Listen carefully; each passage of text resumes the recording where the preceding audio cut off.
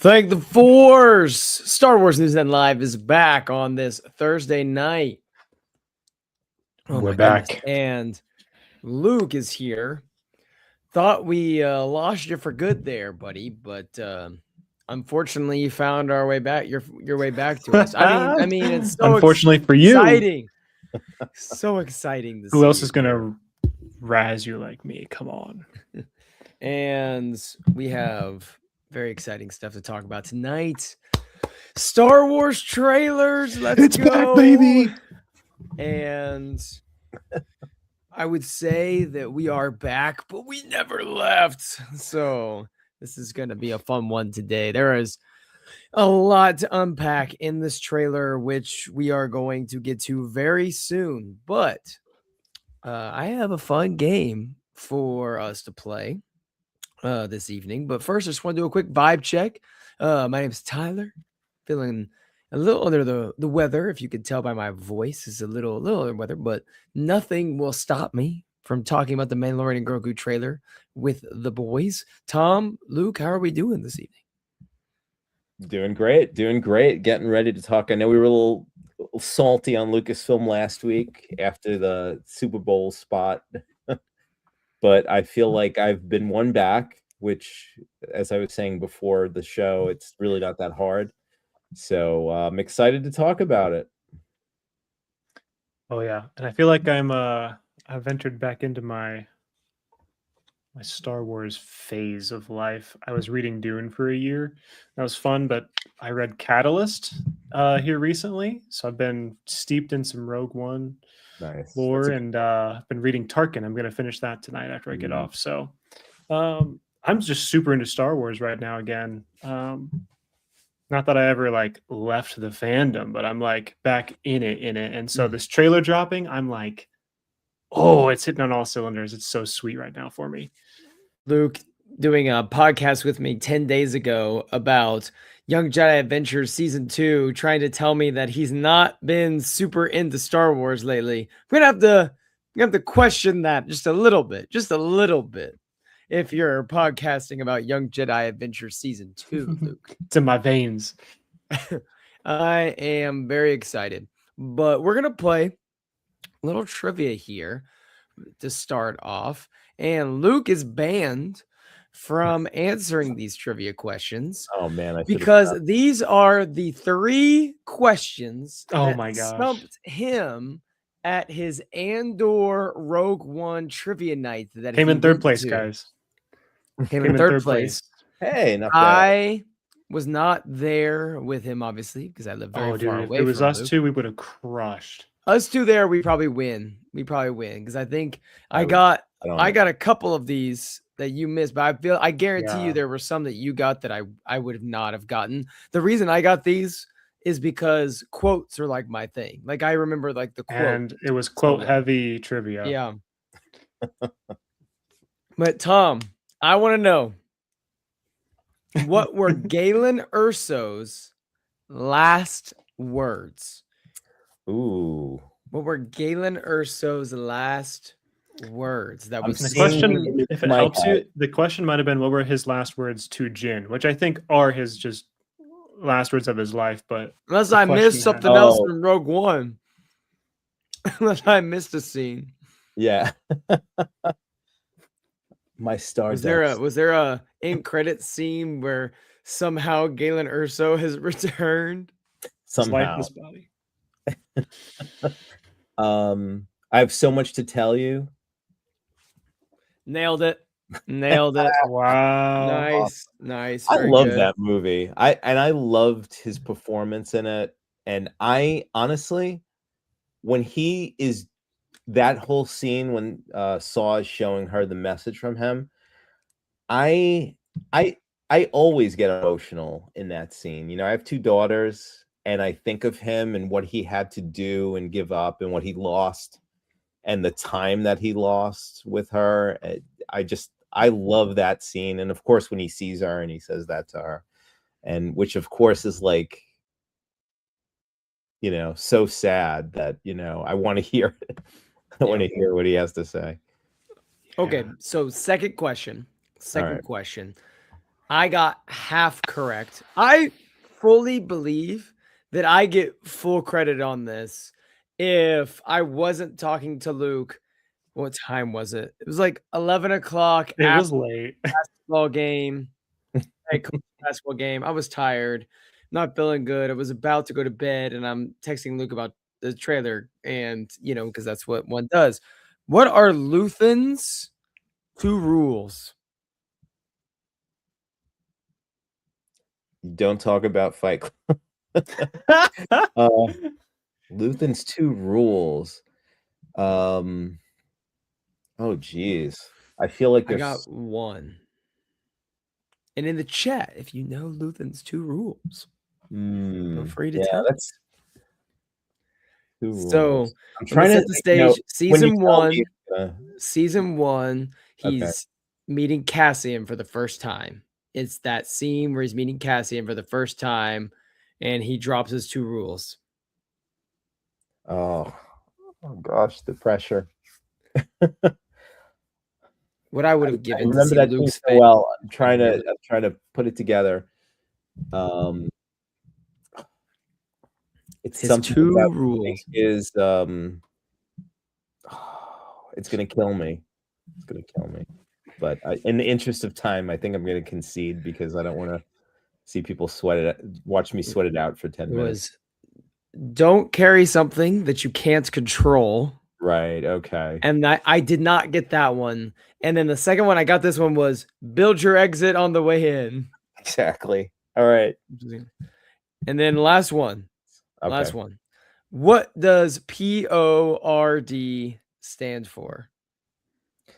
Okay. I know this. This is when they imprisoned people. It's the public or prison order resentencing directive or something like that. Public Ordinance Resentencing Decree. Okay. I mean, I knew what it was, but as far as the acronym, I didn't actually nail it there. Sorry, guys. Excellent work, Tom. I feel like Back you were right there. You were right there. I knew the reference. I knew in essence what it was, but Okay, there were 2 other multi-point questions, which we don't have to take the whole time to go into them, but I thought they were really in depth that I don't ever hear people do. And it was like, who are the 5 people that make it off of Ferrix at the end of season 1 that aren't Andor? So I had to name all 5 people in that carrier that he puts on there. I had 4. I missed Jezzy. I did not remember who Jezzy was, and I definitely did not remember Jezzy made it off of Ferrix. Who's Jezzy? I don't remember. Who is this person? Woman, she was a daughter of Ferrix. Oh, maybe they just abandoned her, I guess, before season 2. She died. They took off. They pushed her off before they left, and we never see her again. So then the other one that I thought was so in depth. I don't know how anyone would have got all of these, but I think someone did. All 7 aliases Cassian Andor uses. So there's like Ronnie Googe, Varian Sky, Keith Girgo, there's Clem, and I couldn't get the last 3. And they were like one off. They had only been like mentioned one time on screen. I was like, dude, my brain was running though. I was That's awesome. That would have been brutal though. Like, oh man. It was brutal. That's good though. I like that. See, that's the kind of trivia I like. What I don't like is the trivia where it's, what color was Natalie Portman's, pinky toe on the 4th day of filming? Some behind the scenes bull crap, like, that I do not care about. Like, I hate that kind of trivia. I like things that are like, what did I watch? I like some makings of the movie, but not the stupid things like, what was Harrison Ford notorious for eating, on lunch breaks on set? Like that kind of stuff. It pisses me off. Like, why do I need to know that? No, that's not Star Wars trivia. That's just Harrison Ford trivia. There you go. But that's just me. Well, my friends, we had a Star Wars trailer that dropped this week in the year 2026, believe it or not. And I am so excited because I feel like I've been championing this movie the best I can. and it has been getting more and more difficult to do so. But here we are with a trailer that, in my opinion, absolutely slaps. But I just have no idea why they couldn't hit this kind of tone months ago when they dropped the little teaser trailer. Like, it's so weird that the teaser trailer and this trailer just feel like completely different vibes. Like, this felt like a movie trailer versus the one a few months ago was like, here's your next season of The Mandalorian that might drop on Disney Plus sometime next year. Right. But I'm just curious, before we get into the details of the trailer, was this one satisfying for you guys? Did you feel like it met the criteria that you expect of a Star Wars movie trailer, even though this is, a unique Star Wars film? Absolutely, it did. It piqued my interest. I was going to see this movie no matter what, and I was probably going to enjoy it no matter what. But I think you hit it right, Tyler. It was like, it's kind of getting hard to do so. I had to muster it up myself to like get myself excited. When I watched this, there's multiple things we'll probably get into tonight that I watched that and went, okay, that's got me interested. I want to see where that goes. Where'd that character come from? What's he going to do? It piqued my interest. It got me excited instead of me having to do it myself. Yeah, I agree. I mean, like I said, they won me back with this trailer. I thought it was really well executed. Just for me, the price of admission was seeing Pedro Pascal, and we I guess talked about it, and it wasn't really shown in the previous teaser or anything else that we've seen come out for this movie that he was going to show his face. I assume they would, but to show in multiple scenes too. So you're definitely going to get some Pedro Pascal in this movie, which was awesome. And the way Tyler, we were talking about this, the imagery was really beautiful. It felt cinematic. It felt more than just another TV show to me.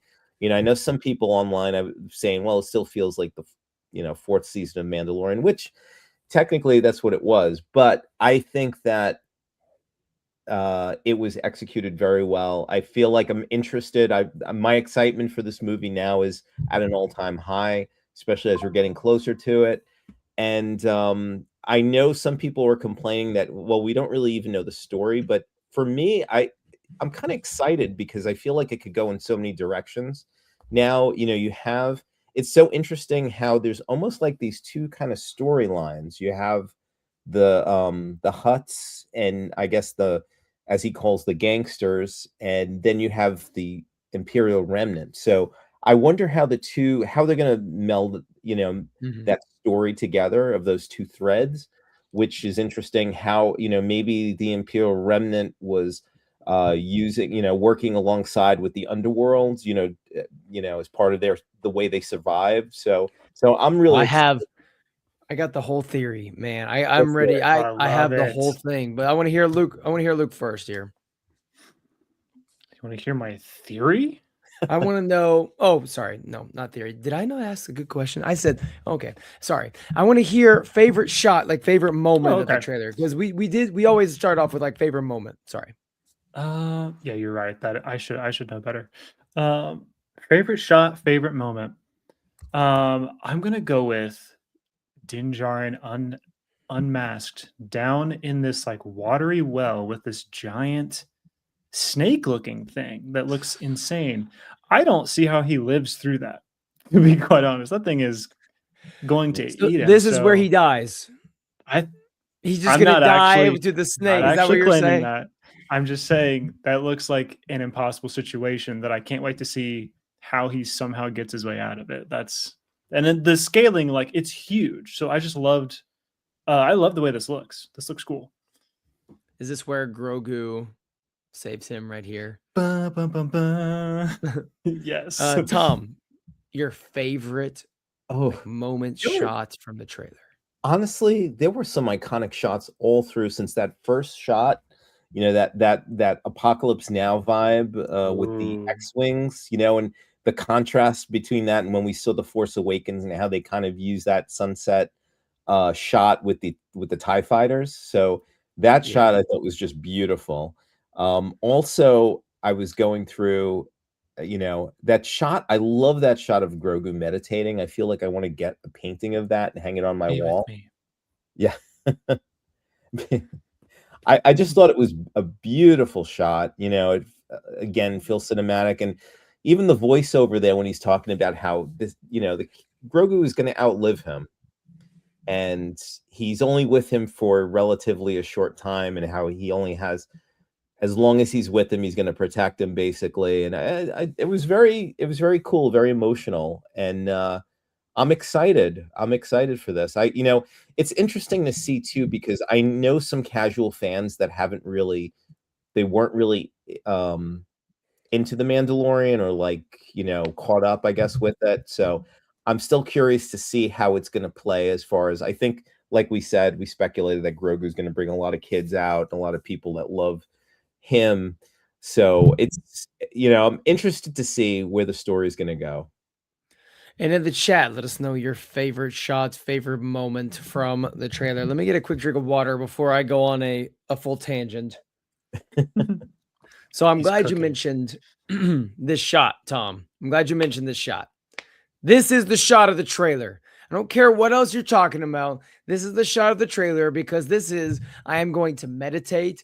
I'm going to center myself. I'm going to get my mind right before I barge into Hut territory, Hut headquarters, and rescue my father from the evil, slimy gangsters. That is what this is. He is preparing for battle right here. This is 100% on Nalhutta. He is landed here with the Anzellans, ready to go, you know, rescue his father. And this is going to be the Grogu rescue mission that, frankly, we've been building up 3 seasons for. And I'm so pumped to watch it happen. And this is the shot, because this is going to be, first prediction right here. This is where we're going to hear Grogu speak for the first time.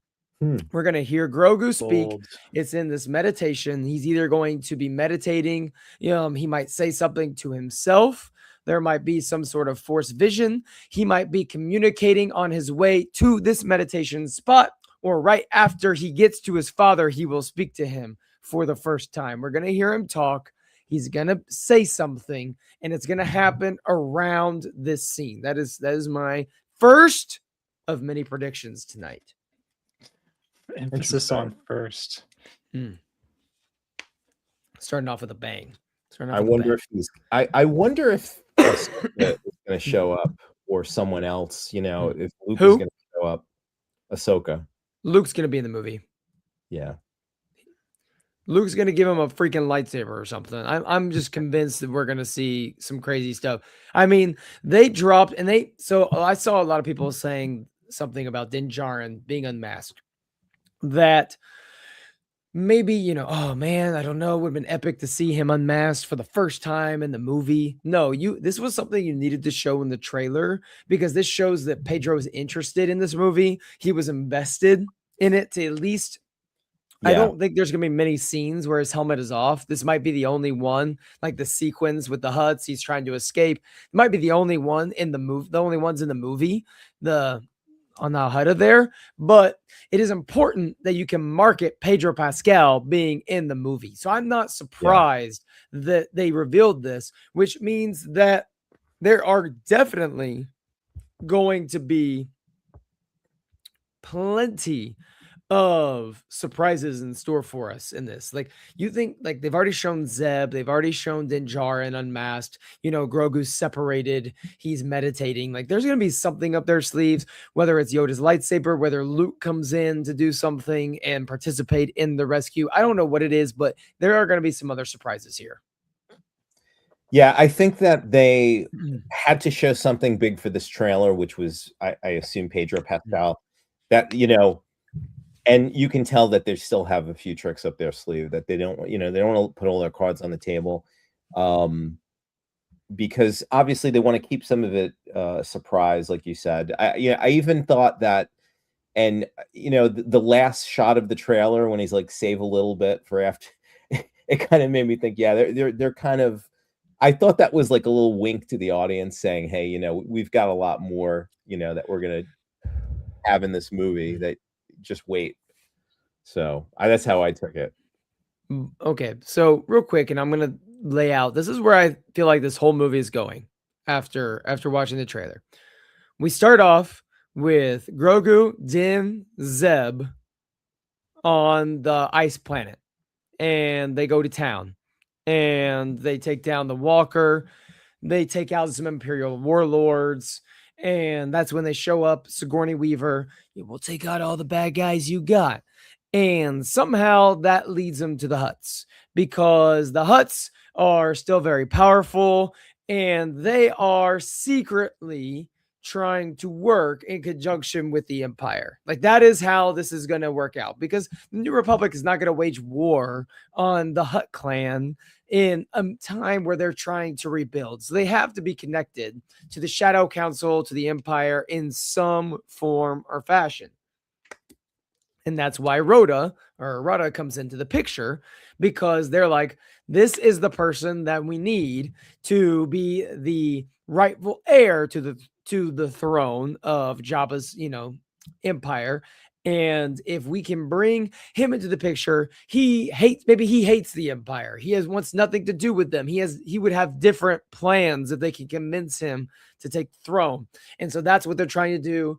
And ultimately, we're going to be led to believe that Imbo is hired by these Huts to go and take out Din Djarin this whole time. But at the very end, we're going to get hit with the surprise twist that Sigourney Weaver's actually an Imperial sympathizer. She's going to be a bad guy. She's going to be the one that hires Imbo. She's working secretly with the Huts. This is a whole ploy to get Din Djarin out of the picture, to get Grogu back in the hands of the Empire, to get Grogu's powers back in the hands of the Empire, his blood back in the hands of the Empire, to start another war, to bring this whole thing down. And then the two will team up in epic fashion to take everyone down with them. And, they're going to ride off in the sunset. It's going to be happily ever after. Wow, Boom. you really have this all figured out. I have nothing but I have watched this trailer probably 50 times over the last 2 days. And I have been waiting for this trailer for so long. And I can't wait this weekend. I haven't had time. This weekend I'm going to go watch. I haven't got to watch Star Wars Explains breakdown video yet. There's a lot of breakdown videos I want to watch that I haven't gotten to yet. So my brain, though, is firing on all cylinders. It is ready for this movie. I'm not under any inclinations that the story is going to be some crazy good story, but I'm here for the adventure vibes, and I think that's what we're going to get. Yeah, I mean, it's just I'm excited. Like, it's funny because I feel like what has kind of tempered my excitement is I felt like I was afraid that it's going to be just a bunch of inside jokes that only like guys like us or girls, like that are really into it, we're going to get like that. They've watched all the animated shows, they watched Mandalorian. But I feel like I'm not worried about that anymore because I think I really trust that Favreau is going to balance that and give the diehards like, something for them, and then also bring in maybe new people to the Mandoverse, So yeah, I'm really looking forward to it. It's like I feel like it's going to be a really great thrill ride, and I think, I'm rooting for it because I feel like it's had a lot of like, negative, I guess, vibes attached to it from some people online. And so I'm hoping that it really performs, but I think either way, I think we're going to enjoy it. Yeah. It hasn't felt like it's been championed by Disney, by Lucasfilm. Right. Right. I think So that's another that's reason a why good I point. wanted to succeed, because I feel like it's kind of like been like the redheaded stepchild in the corner. Yeah. And everyone's like, hey, next year Starfighter, which of course we're excited for too. But I feel like, That one feels like it's been championed. yeah, I want to see it do well. Yeah. And yeah, so I haven't given it as much thought as you have, Tyler. But like I'm excited to see. Like I had to do a little bit of refresher on Embo, and because it's been a while since I've watched Clone Wars. So yeah, very cool character, working, like working with and against, I guess, some of the heroes. But It's funny. There's like the scene in Clone Wars where he gets blasted by Hondo, just absolutely blasted, and you have Anakin going Imbo, and then on another scene, Imbo's trying to kill him. So in another episode, so it's just kind of funny how it works out. Luke, Oh yeah. what species is Imbo again? Darn, I definitely have that somewhere in the head. And his species doesn't show up in Rogue One or Andor, so I hadn't actually studied for that. Well, also another trivia: who voices Embo? Should be Filoni, right? Yeah, in the animated series, the animated series. voiced. So my question, so in the trailer, Imbo's there, and it looks like the backdrop of where he's at is Mando and Grogu's home on Navarro. And there is a brief shot of Grogu in the rain as well in the trailer. So my initial thought is, gosh, is that we're going to have kind of like a Obi-Wan Django-esque rain fight like we had on Camino, but it's going to be kind of a former bounty hunter versus current bounty hunter and child fight on Navarro in the rain, where Din and Grogu are able to like just escape. They're just trying to get away and go start their mission. Or do you guys think it's going to be one of those where they see him, Grogu sees him, he's in the rain, they just kind of leave? I'm just curious. Do you think there'll be a showdown in the rain? I had a feeling that this is where the movie's going to start, actually, because I feel like if it's continuing off of season 3 of The Mandalorian and it had that like storybook ending, with a little Iris in at the end, I feel like this is something that's going to start the movie. That I don't know what Embo's I guess MO is at this point, but I had a feeling that they're going to pick things up where it left off on Navarro.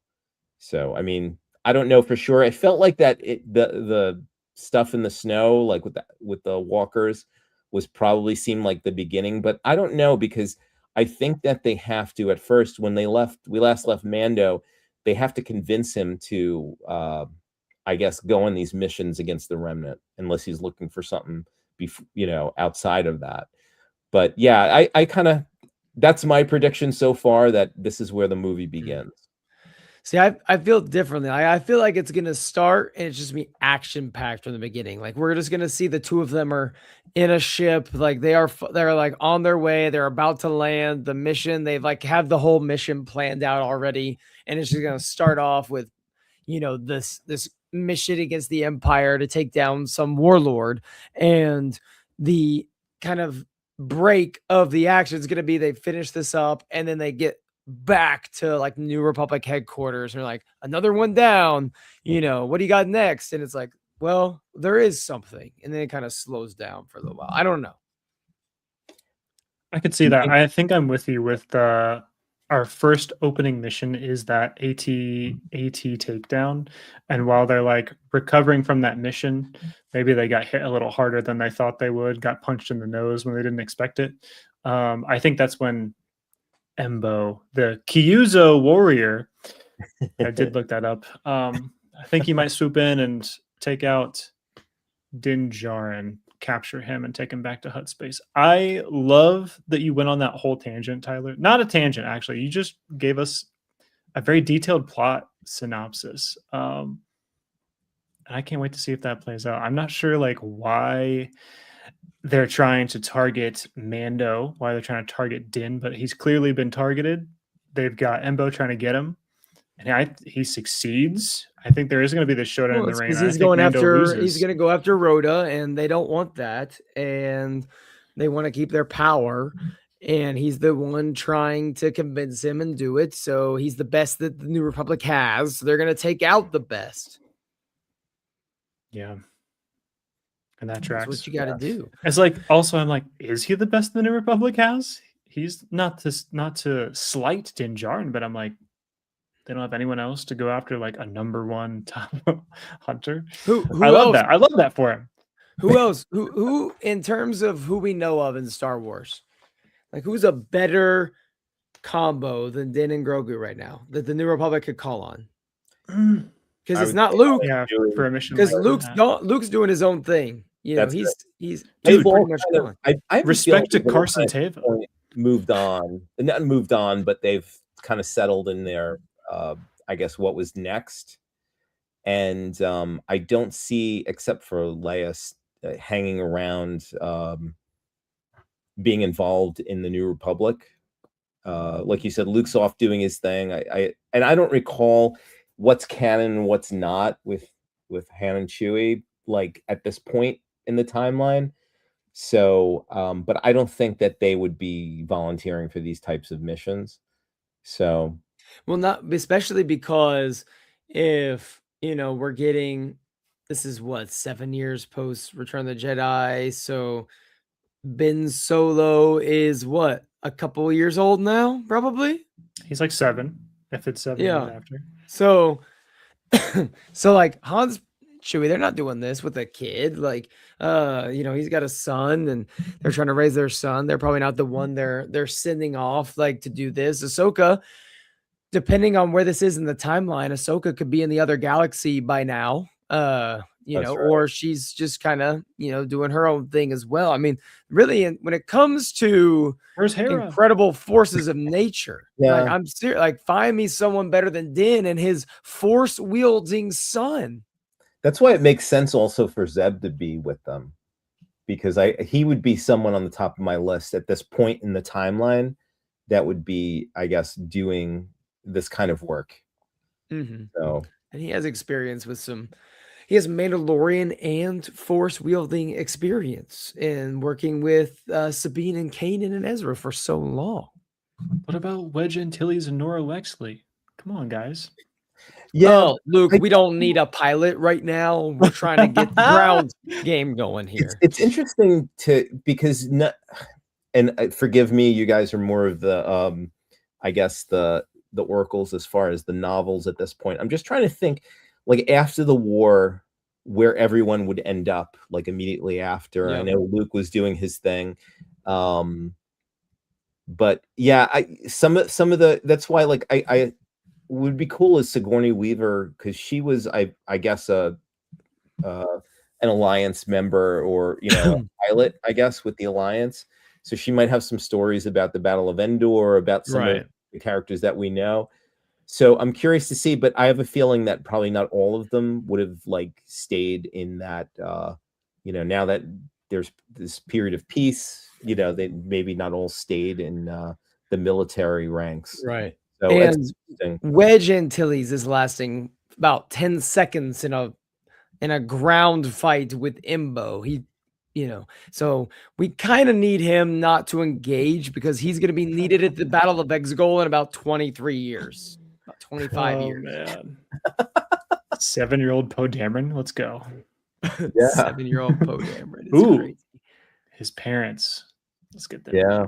Kess Dameron. So that's the only reason why, though, that I think Road to the Hutt makes sense. If you're wanting to incorporate the Hutts and this gangster, it's like they have to be working towards a goal that the New Republic would be fearful of, and that has to involve the Empire. And if the twins are claiming Jabba's throne, they are claiming their right to the Empire, you have to find a way, as the New Republic, probably to turn that in your favor. And I don't think this New Republic is going to be above regime change and force regime change. So they're going to try to push their thumb on that and get Rhoda wherever he's at. If he's been kidnapped by his family and put into gladiator fights, if he's just doing his own thing on his own, I think that, they're going to grab him and be like, all right, we need you to be, it's time for you to, it's like Tywin Lannister to Jaime. I need you to be the man you were born to be, not tomorrow, not next year, today, now. Except Din's going to, fight him in a gladiator ring and be like, dude, can you just like be a crime lord for me for 2 seconds? It's interesting too, because I wonder if I don't know if they're gonna bring like again. I'm trying to. I don't know the timeline how it fits up with when Ahsoka is in Peridia, but she has a relationship with Rada the Hutt, so you know, from from the Clone Wars movie. So I'm curious to see how they how he fits in, if he's going to be support the heroes or Ahsoka. will. Ahsoka to Rhoda. I've known you since you were a small boy. I've taught you everything I know. You're a far greater Hutt than I could ever hope to be. Definitely has a better wellness program than Jabba did. So, How do you guys think that the Grogu standalone scenes are going to hit? Because Grogu doesn't speak, at this point. And we know based on this trailer, it looks like the middle act of this movie, like the second act, is going to be the two of them separated. Like the end of the first act is probably going to be Din being captured and separated from Grogu. And Grogu has to go and find, his Anzellan friends. He's going to get on their ship, and the Anzellans and Grogu are going to launch a rescue mission. But I imagine, with he has like the scene where he's walking with the staff, he's meditating, he's with the Anzellans. How do you think those scenes will hit with the audience? What are they going to do to draw us into those when, it's going to be a lot of, grunts, a lot of Anzellan Babu Frick talk? It's going to be a little interesting.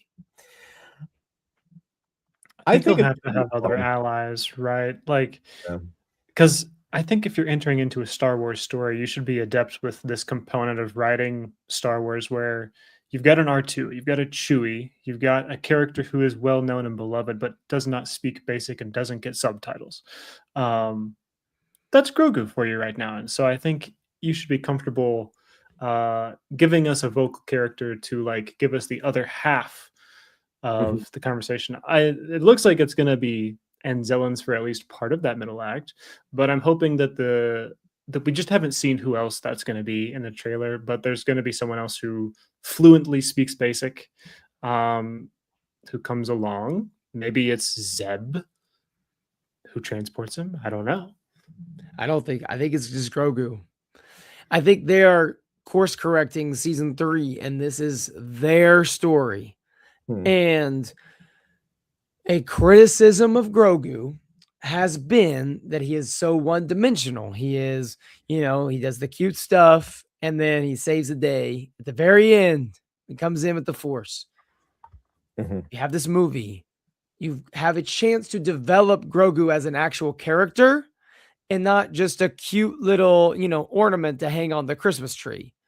And I think that I think Favreau's going to take the opportunity to develop Grogu, and he's going to, just like he went and got Bo-Katan in season 3, he's going to go and, the Anzellans are there. He's going to get the Anzellans. They're going to hatch this crazy plan, but Grogu is going to be the one that kind of we see orchestrated. He's going to be swimming. He's going to be in the sewers. He's going to be jumping down. He's going to probably be fighting some creatures.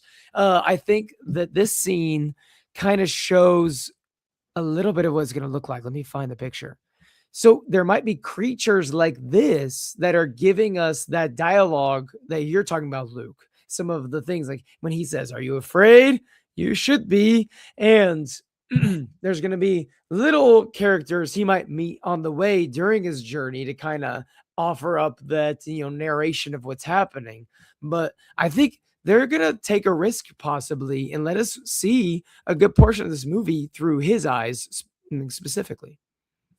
Now that you mentioned that, as I look at the trailer and some of the images, I think you have a good point there where it's going to be on him now finally to, not just show up with the Force at the end, like to block the fire from Moff Gideon or to do something like with the Rancor in the Book of Boba Fett, but like The to magic really hand go on thing. this. Yeah, exactly. But to really, yeah, to really go on this journey of discovery and trying to, I guess, like you said, give Grogu a chance to shine in a way that he hasn't before, where seeing his bond with Din, you know, the one that made him, you know, give up being a Jedi to like be with Din, you know, and to pretty much take a different journey in his life just to be Right. with this person. And yeah, it's interesting. It's a risk though, like you said. It is kind of, but it's been pulled off before in stories, you know, as far as like a character that's not really you know, that doesn't speak, that you know, a lot of it, you know, it's a puppet, you know, when it comes down to it. But like it's been done before, like as far as having kind of this, you know, this journey told through his eyes. But you know, and like Luke said, I believe other characters are going to come into the picture, and it might be, you know, hopefully some of the ones that we, you know, that are familiar, that we love, to help him on his journey. So yeah, the more you say that, it says, you know, it says to me that like maybe you're onto something with that as far as this journey, maybe as the middle, you know, middle act of this film, or you know, how, you know, it's curious to see. I feel like you could, like I said, you could watch that trailer and you still don't really know what the story is. And a lot of people, I think, pushed back on that, but I'm actually excited because I want to be surprised when I go see it the first time. Yeah. And, it just like the TV show, you didn't know what was going to happen next, so Yeah. should be interesting. Luke, what what other bounty hunters are alive right now that would rival Imbo in terms of prowess? Because we obviously, there's Cad Bane, who I believe just died in the Book of Boba Fett, so he's off the list. So is there anyone out there that would rival Imbo in terms of bounty hunting right now? Because you know, I want to make sure people understand this dude's a bad dude. Like, this is someone that was hired in the Clone Wars to take people on. I know a couple from that bridge scene in Empire Strikes Back are still hanging around. People like, I don't think Bosk has died. Bosk is still around, and I think 4LOM and Zuckuss are still around. I think they have lived. And I think Imbo's cooler than all of them. I think he's cooler than all of them. His ragtag team of like Rats and High Singer, Ventress, and Boba. I think a lot of them are still alive. Some of those were touched on in Tales of the Underworld, but Is he stands out. Is Imbo the same species as Sav Maligan from Yes. High Republic? Okay. They look the same. Those two are the so same. this dude lives a long time. He's a long-lived species. So I'm glad they brought him in because like he looks cool enough that you don't have to recognize him. You don't have to have seen things. You can just look at him and be like, oh, this is my first time seeing him. He looks really cool and powerful. Like, this is working for me. Also, if you have watched a lot of Star Wars, you can go, you know what? Yeah, now that I think about it, Embo is like, he is really powerful. Like, he does make a lot of sense that he would still be around and he would be a top choice to like go hunting for people. Like, he makes a lot of choice. He makes a lot of sense. Let's kind of wrap up the conversation with what are we expecting from Din Djarin? We've talked a lot about Grogu tonight. Talked a lot about, you know, Grogu's journey. What's Din's journey going to be? Because we talked about how, you know, Grogu's going to have this character building story to rescue his father. He might speak. He's going to do this and that. You know, Din was very reflective in the trailer, in the voiceover, which could be both, you know, growth of his, you know, acceptance and knowledge of who Grogu is, but also you could be taken a little ominously as well. Like, is he afraid he's at the end of the line at one point? And with the helmet being removed again, is this going to be a way for him to grow past the I have to go to the waters and bathe myself once again? Like, is he just going to have to make a quick return trip to Mandalore here, or is this going to be the start of something new for him?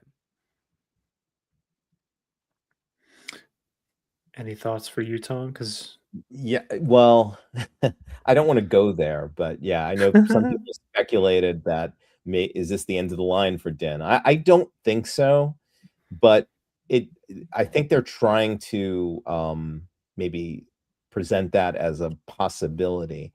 because Not a eventually chance. it's going to come full circle to the story, with him and what, the legacy he leaves behind with Grogu. So I really wonder. I don't think this is the place that they're going to do that, but I think they're preparing us for that. So They want to milk those stories because they're like, it's if this definitely, movie makes a lot of money when we know it. yeah, But I will say the best time to sometimes do it is when you're you at would leave your audience wanting more. And I think that if you did it in this movie, no one would be expecting it and they'd be leaving it going, oh my gosh, there's no more Din Djarin stories because in Grogu stories because that, but just because it would be shock factor does not make it a good decision. right. Yeah, But I Luke, what are watched you it. expecting? Yeah, I watched it with Madison.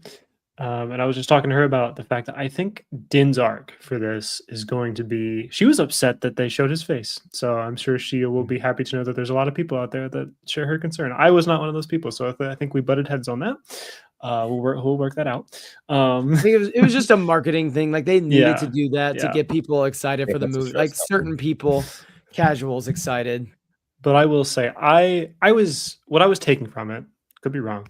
Was that I think this is going to be an arc that pushes him past his dogma. I think he's going to say, you know what, like I'm hoping that his arc is that he gets the helmet taken off and he gets to realize he can still be fully Mandalorian and not have to be a Children of the Watch. He can still be fully Mandalorian and not have to subscribe to this specific dogma. Like there's an overarching umbrella.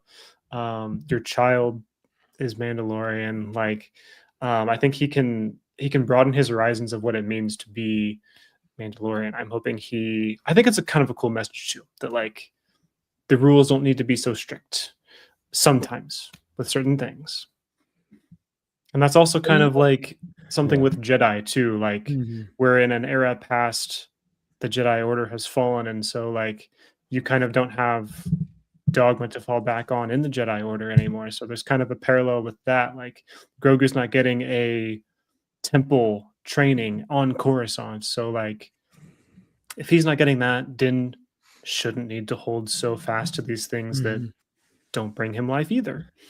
This movie presents an opportunity to do what I think a lot of people thought they should have done after season 2 of Mando, which is spend more time with the two of them apart, having to reconcile, with their own struggles and their own fears. Grogu seems to have started to like come out of that insecurity of using the Force and being afraid of his abilities. And Din, season 3, it just felt like we were on that track and we backtracked away from it, whether it was because Pedro didn't want to be on set too much because he had other things going on, so they had to change up the story, or it was other reasons. We'll never really know the answer to that. But I am excited to see what the inner struggle is for him when that happens. And is he going to articulate it? Because when you have Pedro's helmet off, the best moments in the series have been when he is allowed to act, but we hardly ever see him speak. So I feel like we're going to have our first look at Din Djarin, communicating with people or maybe just creatures, and outside of just his facial expressions, which he's amazing at. But, you know, it'd be nice to hear him converse with actual people and be able to see him do it. But we'll see what happens. Last quick hitter here. How much of Zeb do you think we're going to see? Not enough. Yeah. I think we're going to get a good amount of Zeb in this movie. I mean, at least I'm hopeful for that. I wonder if we're going to see anyone else from the Ghost crew. And like, I'll bring up that conversation we've always had when we speculated about this. How is this movie going to tie into Ahsoka season 2? Yeah. So I wonder what will be, I guess, given to us that's going to prepare us for season 2. Is there going to be any tie into season 2? I think it would be a missed opportunity if there wasn't anything that led into that. But yeah, so to answer your question quick, I think we're going to get a lot of Zeb in this movie. Okay. I hope so. I'm excited for Zeb. He's a great character from Rebels, of course. And I was curious if you guys are in the same boat as me on this. No Bo-Katan in the trailer. Mm, we've been speculating that Katie Sackhoff was not in this movie. Do you guys feel like that's pretty much locked in? Like she's not in this movie. Bo-Katan's not going to be in it, and we might not be going to Mandalore at all. So I know you can't trust these things for sure nowadays, but I do remember she had made a comment that she like had not been contacted about being in it at all. And now I believe her. I didn't see her in the trailer, and I really just don't think she's a part of this story. So I don't think Mhm. Bo-Katan made it in. She's not Unfortunately. really someone you would have to go out of your way to hide because you've seen her so much in the For show. sure. For sure. Yeah, I It's not like a Luke Skywalker reveal, in a trailer would be insane and people would go crazy. Like, and that's probably something you might want to keep under wraps until people go see the movie and let word of mouth spread. yeah, I think they would have shown her, like you said, it wouldn't be a big surprise. So, but I don't know how this story is taking shape. Like I said, we don't really know too much about the story, but the arcs or the threads that they've given us so far, I don't know how she would fit in. Um, I'm trying to remember where we left her off in season 3. I believe still on Mandalore. Is that correct? Yeah, she's just the new leader, Yeah. I So guess. I don't know how that would time because it looked like Din was off with Grogu now, settling in Navarro and just kind of taking a little bit of break from everything. So I don't know if it's necessary to see her. Would I love to see her? Yes. Mhm. But I don't, but Mhm. as long as she's not just shoehorned in there because they just want to do a who's who of, the last 3 Right. seasons.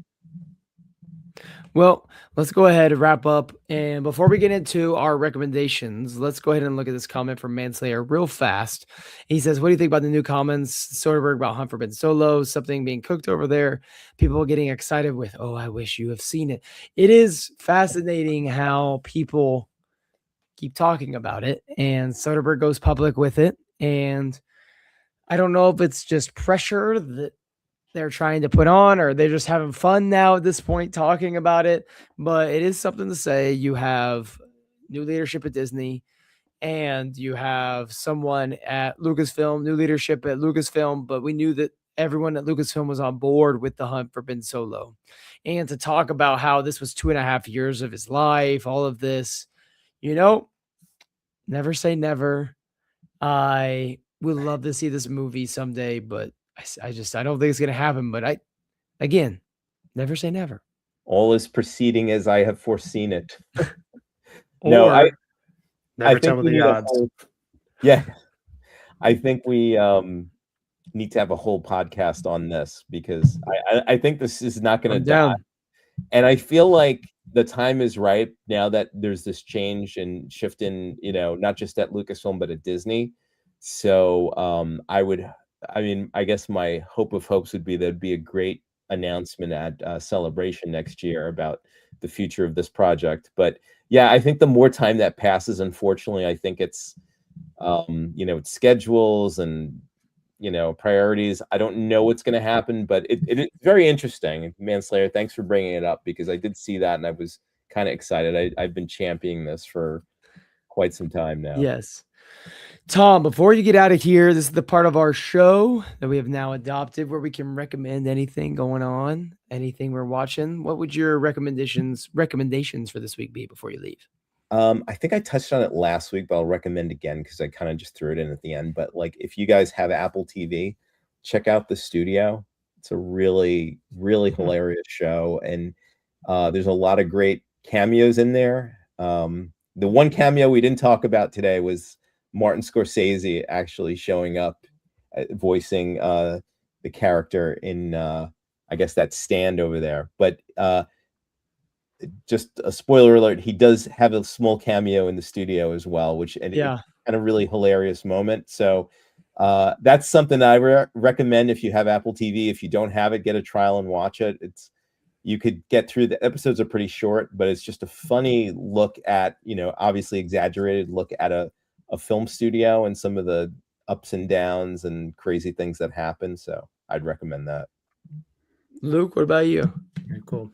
The next show we're going to go watch. We've watched season 1, but haven't watched season 2, and that is the show Arcane on Netflix. So it's an animated show taking place in the what's it called? The League of Legends universe. That's a PC game, and it's made a pretty good show. So we're going to be watching Arcane here soon, and I recommend it. Awesome. I have watched season 1, and it was very good. So I'm excited for season 2. Night of the Seven Kingdoms finale, season 1 finale is this week, and that show is so good. It's like the best Thrones stuff since like season 3 of Game of Thrones for me, Ooh. like in my opinion. Like I freaking love that show. Cool. I gotta check it out. It is so good, and I can't wait for the finale. And yeah, it's gonna be great. I am really enjoying Starfleet Academy. I'm halfway through the episodes that have dropped so far. Watched one right before we hopped on tonight, and it was really good. So I'm enjoying that. But those are my two things right now. Basketball season will be over in the next week or two. It could be as soon as Monday, could be as late as 2 weeks from now.